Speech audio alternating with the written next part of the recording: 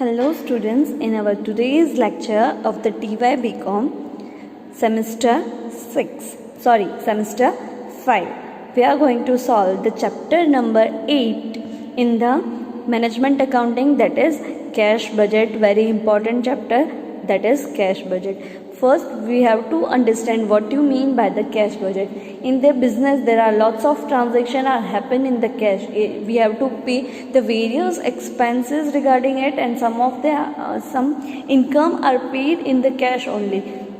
So to find out the requirement of the cash and to maintain the liquidity of the firm, we have to prepare a cash budget. There are various advantages and disadvantages will be there for the cash budgeting. There are various methods of the preparing the cash budget. There are typically 4 methods of the preparing a cash budget. First is receipt and payment method, adjusted earning method, balance sheet method, and the working capital differential method. But in today's lecture we are going to solve with the first method, that is receipt and payment method, and most important method is this receipt and payment method. Let's see the format of the cash budget under the receipt and payment method. Whatever the month of the cash, we have to maintain that we will prepare like this. This is the cash budget. We have to estimate this is for the 3 months. It can be a 3 months, it can be a 4 month or 6 month, any month, right? This is the format of the cash budget. First we have to write down the opening balance, cash balance, opening cash balance. Every year in the first month, whatever one month will be given, the only first month's cash, opening cash will be given. Closing of that month will be transferred to the next month's opening balance. Closing balance of the January will become opening balance of the February, and February's closing balance will become March opening balance, right? So this is how we have to prepare. First we have to write down the opening cash balance, then add receipt. Any way of the transaction we are receiving the cash, we have to add. It can be cash sales, collection from the debtors, bills receivable payments, interest and dividend we have received, some sale of the fixed asset, received from the loan and debenture, received from the share issue. Anyway, if we are receiving the cash, we have to add in the opening balance. Out of the add receipt, we have to make the total receipt in a bracket small a, and we have to make a total. Then out of that total we have to less the payments. Any kind of cash payment will be there, we have to deduct them. If we are paying any expenditure on any, we are purchasing some out, we are paid to the creditors, any cash transaction, if cash goes outward, that will be less, and we will make the total payment B, and out of A we have to deduct the B, and then we can find out the closing cash balance. अगर cash inflow है तो add हो जाएगा, cash outflow है तो minus हो जाएगा, और जिसके एडजस्टमेंट दिए गए होंगे उस एडजस्टमेंट के हिसाब से हमें एस्टिमेट करना है 3 महीनों के लिए, 4 महीनों के लिए, 5 महीनों के लिए, ठीक है। इसी मेथड से हमारे सम पूछे जाते हैं in the examination. So this is the most important method, that is receipt and payment method. We in the opening balance we calculate all the possible receipt, and out of that we have to deduct all the possible payments and find out the closing cash balance, right? So let's start the calculation of this method and find out how to prepare a cash budget. Illustration number 1. From the following data, prepare a cash budget for the period from the 1st July to 31st December. 1st July to 31st December. So we have to prepare a budget for July, August, September, October, November and December, for the 6 months. Now various month, May to December is given, sales given, purchase, wages, factory expenses, administrative expense and selling expense. All the information are given Then additional information is given. First, machinery to be purchased of rupees 60,000 in the July will be payable on delivery. That means machinery हमने purchase की है जुलाई में 60,000 की, तो उसका भी payment वही month में करना पड़ेगा. Then period of the credit allowed by a supplier is 1 month. जो भी हमने परचेज किया है वो क्रेडिट परचेज है और 1 महीने के बाद हमें पेमेंट करना है. The same credit period is allowed to the customer. यहाँ पे समझ में आना चाहिए आपको सप्लायर और कस्टमर. सप्लायर को हमें पे करना है जो कि परचेज पे डिपेंडेंट होगा. किस पे डिपेंडेंट होगा? परचेज पे. अगर मैंने जनवरी में परचेज किया है तो जनवरी का परचेज का पेमेंट मैं फरवरी में करूँगी, फरवरी का परचेज है उसका पेमेंट मैं मार्च में करूँगी. Right. Then second point is same period is allowed to the customer. Customer को इतना पीरियड क्रेडिट पे दिया है, यानी कि अगर सेल्स मैंने 60,000 रुपीज़ किए हैं जनवरी में तो उसका पेमेंट, सेल्स का पेमेंट मुझे कब मिलेगा?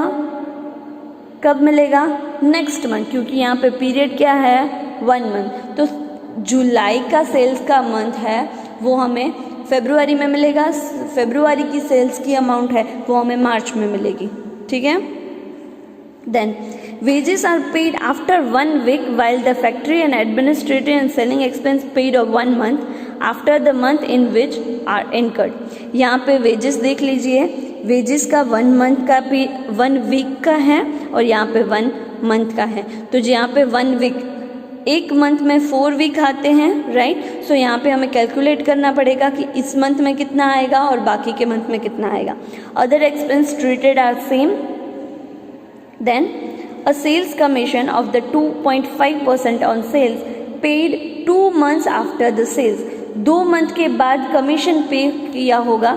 जैसे कि जुलाई का सेल्स है उसके 2 महीने बाद सेल्स कमीशन पे होगा. Right. Then machinery to be purchased in August of rupees 1,60,000 is payable in equal instalment in September and October. Machinery 1,80,000 अगस्त में खरीदी है, बट उसका पेमेंट कब होगा? सितंबर और अक्टूबर में होगा, इक्वल इंस्टॉलमेंट में, यानी कि हाफ हाफ हो जाएगा सितंबर और अक्टूबर में. समझ में आया? तो ये एडिशनल इंफॉर्मेशन रिगार्डिंग हमें कैश बजट बनाना है. समझ में आया? चलो स्टार्ट करते हैं कैश बजट बनाना. तो यहाँ पे मैंने कैश बजट का फॉर्मेट बनाया हुआ है. हमें 6 महीने के लिए कैश बजट बनाना है. जुलाई, अगस्त, सितंबर, अक्टूबर, नवंबर एंड दिसंबर. We start with the opening balance.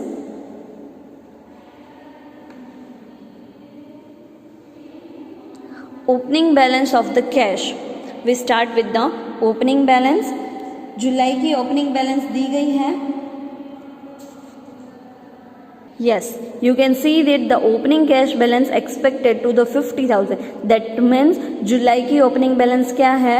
50,000. So let's open it with the 50,000. Then add receipts. पहले तो देख लेते हैं कि कौन कौन सी रिसिप्ट होती है. रिसिप्ट यानी कि कैश इनफ्लो कौन कौन से ट्रांजैक्शन में होता है. जनरली रिसिप्ट सेल्स के थ्रू होती है. जैसे ही कैश सेल्स करते हैं हमें पेमेंट मिलती है. राइट. तो कैश सबसे पहले आएगा सेल्स. सबसे पहले क्या आएगा रिसिप्ट में? सेल्स. सेल्स की इंफॉर्मेशन दी गई है. हाँ दी गई है. मई की 2 लाख रुपए, जून की 1 लाख रुपीज़, जुलाई की 2,10,000 रुपीज़. बट यहाँ पे क्रेडिट सेल की पीरियड कितनी है? 1 मंथ. क्रेडिट सेल की पीरियड कितनी है? 1 मंथ. यानी कि जो भी अमाउंट हमें कैश में मिलेगी वो 1 मंथ के बाद मिलेगी. ठीक है. तो जुलाई मंथ में जो सेल हुआ है उसकी पेमेंट हमें अगस्त में मिलेगी. अगस्त में जो सेल हुआ है उसकी पेमेंट हमें सितंबर में मिलेगी. तो अगर हम जुलाई की बात करें तो मई की जो सेल्स होगी उसकी पेमेंट हमें जुलाई में मिलेगी, जुलाई की अगस्त में, अगस्त की सितंबर में, सितंबर की अक्टूबर में, क्योंकि पीरियड 1 मंथ का है. ठीक है. तो मई का सेल है 2 लाख रुपीज़. सॉरी जून की जो पेमेंट होगी वो जुलाई में मिलेगी. ठीक है. तो जून का सेल्स है वो हमें जुलाई में मिलेगा. तो जून का सेल है 1,80,000, so we have to write 1,80,000। अब जुलाई का कब मिलेगा?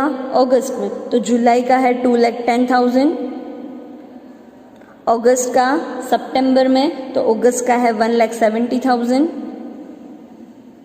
देन सितंबर का अक्टूबर में, तो सितंबर का है 1,75,000, अक्टूबर का होगा वो नवंबर में मिलेगा, तो हो गया 2,20,000, और नवंबर का दिसंबर में मिलेगा, तो दिसंबर का हो गया नवंबर का 2,12,000।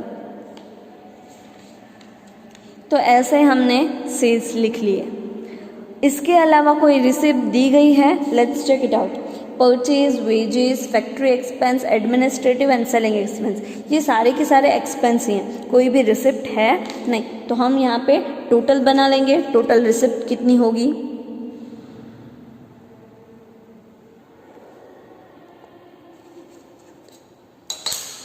$1,80,000 प्लस 50,000, टोटल ए 2,30,000। आप जल्दबाजी करके ये सारों का टोटल मत कर देना, क्योंकि यहाँ पे क्लोजिंग बैलेंस बाकी है। सिर्फ हम जुलाई का ही अभी करेंगे, बाकी का बाद में करेंगे। अब हम उसमें से लेस करेंगे पेमेंट्स।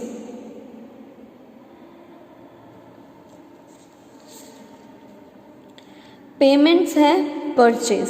सबसे पहले पेमेंट करना होगा जब कोई भी हम चीज़ परचेज करते हैं। परचेज किससे करते हैं? सप्लायर से।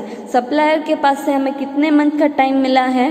1 मंथ का। अगेन यहाँ पे सेम फॉर्मेट होगा कि जुलाई का जो भी परचेज किया है उसका पेमेंट, जून का जो भी है वो हम जुलाई में करेंगे, जुलाई का जो भी पेमेंट है वो हम अगस्त में करेंगे, अगस्त का जो भी पेमेंट है वो हम सितंबर में करेंगे। सो पहले हम कर लेते हैं purchase, start with June, that is 95,000, जुलाई का अगस्त में 94,000, अगस्त का सितंबर में 94,000, देन 85,000, देन 72,000 एंड लास्ट में 75,000. Carefully understand there is a 1 month period. It can be a 2 month period, it can be a 1.5 month, कुछ भी टाइम पीरियड हो सकता है। यहाँ पे 1 मंथ है इसलिए हम ऐसे कर रहे हैं। जो भी जून का है वो जुलाई में पेमेंट करेंगे, जुलाई का है वो अगस्त में पेमेंट करेंगे, अगस्त का पेमेंट सितंबर में करेंगे। जब भी कैश पेमेंट होगा तब हम यहाँ पे उस मंथ में लिखेंगे। समझ में आया? डन। Now wages. अब बारी आई वेजेस की। वेजेस का पीरियड कितना है? 1 वीक। वेजेस का पीरियड कितना है? 1 वीक। तो हमें उसका कैलकुलेशन करना पड़ेगा, वेजेस का कैलकुलेशन करना पड़ेगा। तो यहाँ पे आपको दिखा देती हूँ वर्किंग नोट में।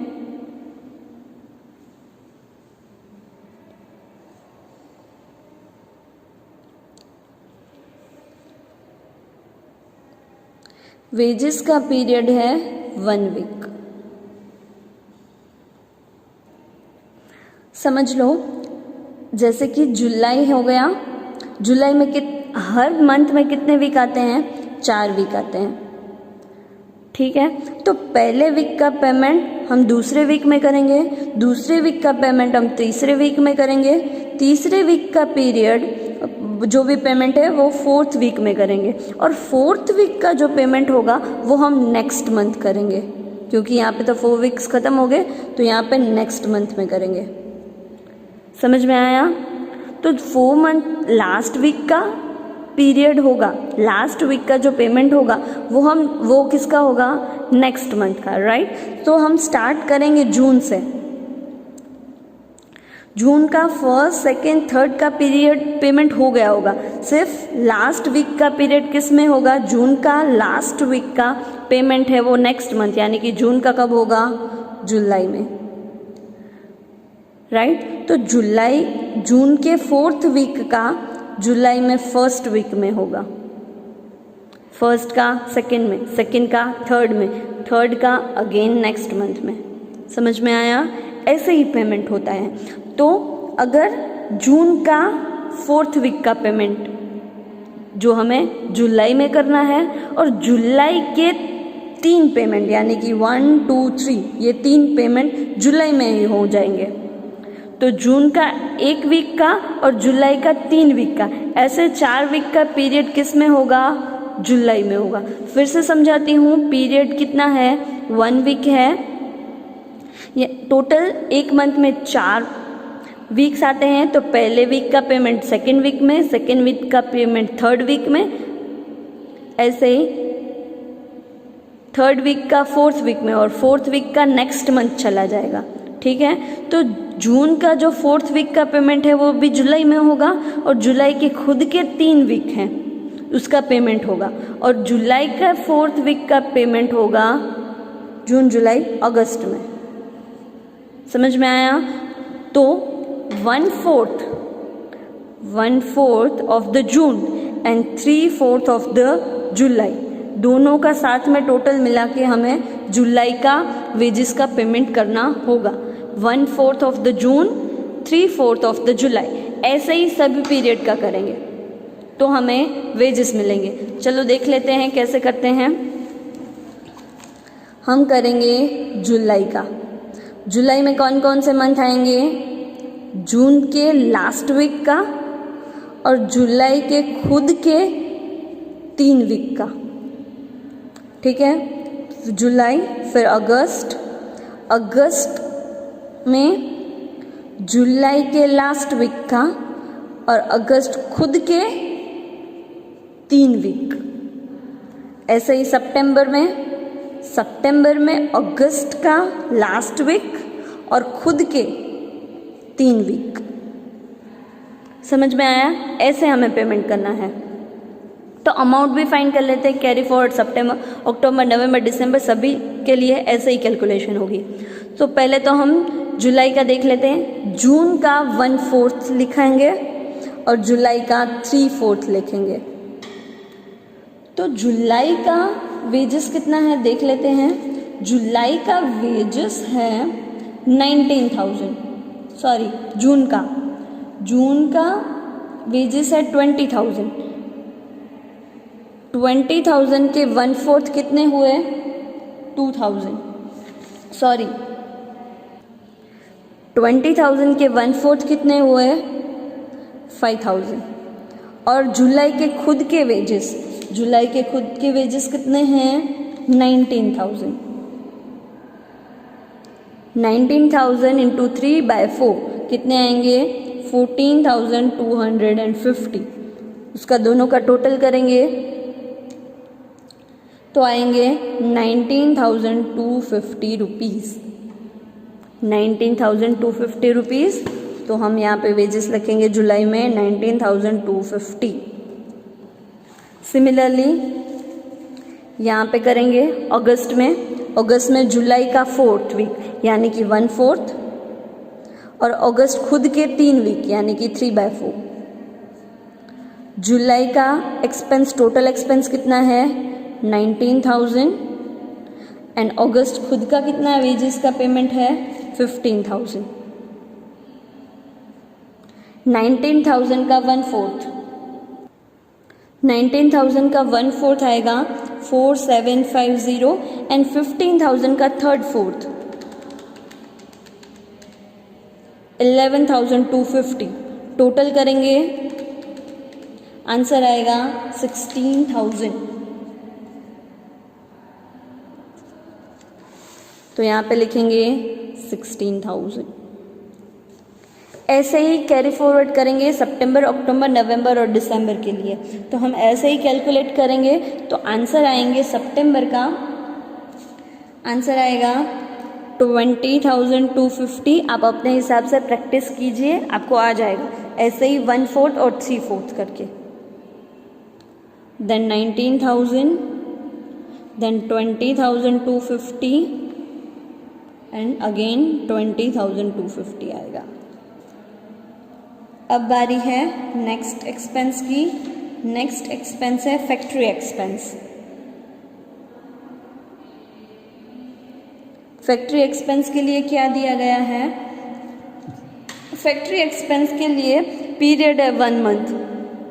पीरियड है 1 मंथ। तो जैसे ही हमने सेल्स और परचेज में किया था, फैक्ट्री एक्सपेंस भी 1 महीने बाद होगा। तो जून का जुलाई में, जुलाई का अगस्त में, अगस्त का सितंबर में, सितंबर का अक्टूबर में, अक्टूबर का नवंबर में, नवंबर का दिसंबर में, right. So let's put the factory expenses. 14,000 जून का जुलाई में, जुलाई का अगस्त में, अगस्त का सितंबर में, ऐसे ही कैरी फॉरवर्ड।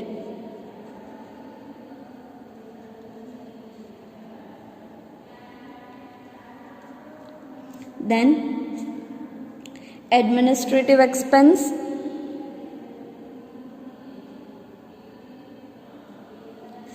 एडमिनिस्ट्रेटिव एक्सपेंस का भी सेम है और सेलिंग एक्सपेंस का भी सेम है आफ्टर अ 1 मंथ, राइट। सो जो भी जून का होगा वो जुलाई में, जुलाई का अगस्त में, सेम वे में लिख देते हैं administrative expense.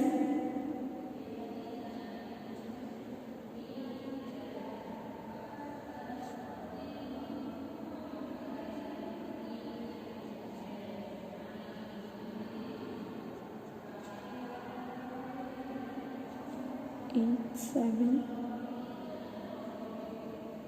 5,000, 6,500, 7,200 and 7,500. Then selling expense, same way 1 month period है जून का जुलाई में, ऐसे ही कर देंगे।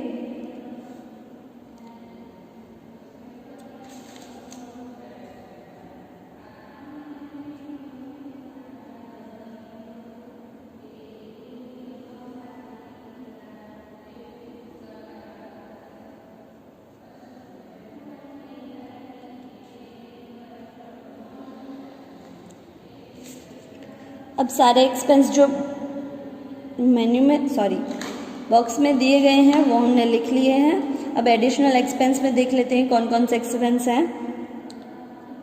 एक है सेल्स कमीशन जो 2.5% ऑन सेल्स है, पेड आफ्टर 2 मंथ। यहाँ पे सेल्स का जो है वो है 2 मंथ। तो सेल्स आफ्टर 2 मंथ है, तो जो मई में होगा, मई जून, मई का जुलाई में, जुलाई देन जून का अगस्त में, ऐसे पेमेंट होगा। कैसे पेमेंट होगा? मई, जून एंड जुलाई। सो मई का जुलाई में,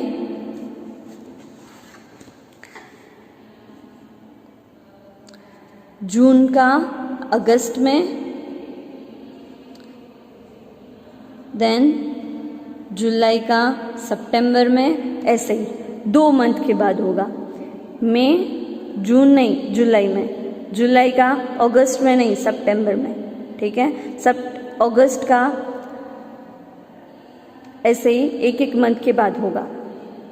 जून का जुलाई में, मई का जुलाई में, जून का अगस्त में, जुलाई का सितंबर में, अगस्त का अक्टूबर में, सितंबर का नवंबर में और अक्टूबर का दिसंबर में, ऐसे ही 2 मंथ्स के बाद होंगे। परसेंटेज कितने हैं? 2.5% ऑफ द सेल्स।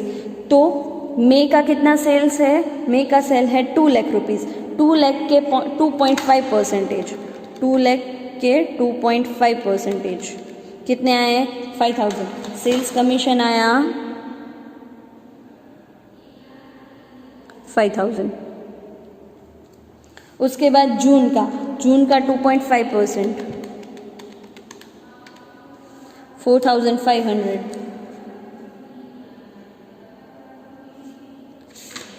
बाद में जुलाई का पेमेंट होगा सितंबर में, जैसे कि 2,10,000 का 2.5%, 5,250। देन 1,70,000 का 2.5%, 4,250। देन ऐसे ही हम करते जाएंगे तो आंसर आएगा 4,375 एंड 5,500। यहाँ पे मिस्टेक हुई है, यहाँ पे आएगा 7, 8। समझ में आया? उसके बाद क्या इन्फॉर्मेशन दी है? मशीनरी परचेज 60,000 इन जुलाई।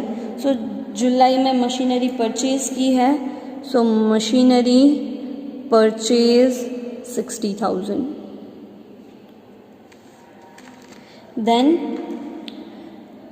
एक और मशीनरी परचेज की है अगस्त में, बट पेमेंट होगा सितंबर अक्टूबर में इक्वली, यानी कि 1,80,000 का इक्वली अमाउंट हो जाएगा 90,000। वो पेमेंट होगा सितंबर या अक्टूबर में, तो सितंबर और अक्टूबर में हम 90,000 लिखेंगे और यहाँ पे लिखेंगे मशीनरी परचेज्ड।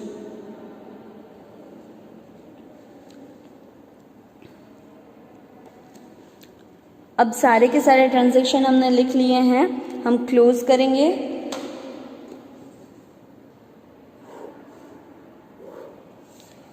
टोटल बी का और लास्ट में क्लोजिंग बैलेंस ऑफ कैश जो आंसर आएगा। सो पहले टोटल कर लेते हैं पेमेंट्स का। 95,000 plus 19,250 plus 14,000 plus 8,000 plus 9,000 plus 5,000 plus 60,000, 2,10,250। So balance कैसे मिलेगी? ए माइनस बी, ए माइनस बी। सो ए में से बी माइनस करेंगे तो क्लोजिंग बैलेंस आएगा 19,750।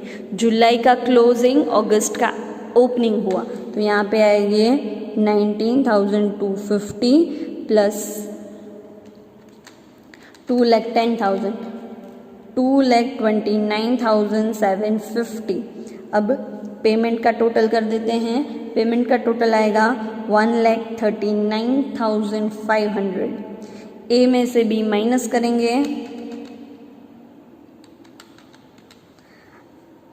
क्लोजिंग बैलेंस आएगा 19,250। अगस्त का क्लोजिंग, सितंबर का ओपनिंग हुआ 19,250 प्लस 170, 2,60,250। पेमेंट्स का टोटल करेंगे, पेमेंट्स का टोटल आएगा 2,36,000। ए माइनस बी करेंगे तो क्लोजिंग बैलेंस मिलेगा 24,250, राइट। यहाँ पे आएगा 24,250, ऐड करेंगे तो आएगा आंसर 1,99,250 माइनस पेमेंट्स का टोटल कर लेते हैं। पेमेंट्स का टोटल आएगा 2,27,850। ए माइनस बी करेंगे तो आंसर माइनस में आएगा, कोई बात नहीं, माइनस में लिखेंगे -28,600, राइट। तो यहाँ पे लिखेंगे -28,600। प्लस माइनस माइनस हो जाएगा, यहाँ पे अब तक सिर्फ प्लस हो रहा है, बट यहाँ पे प्लस माइनस माइनस हो जाएगा, तो 2,20,000 minus 28,600, answer will be 1,91,400। Payments का टोटल 1,24,125, बैलेंस 67,275।